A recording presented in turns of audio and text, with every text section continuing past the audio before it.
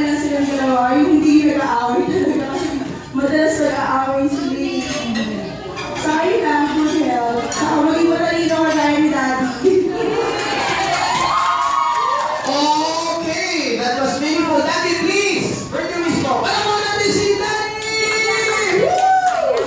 Thank you for coming again. May mga maliit po sa harap, pakibigay na lang po yung bayad niya. Yun po, thank you and syempre good health for the twins. And sa akin na naman yung mabay. That's it, thank you. Okay, sir, thank you so much. Thank you so much.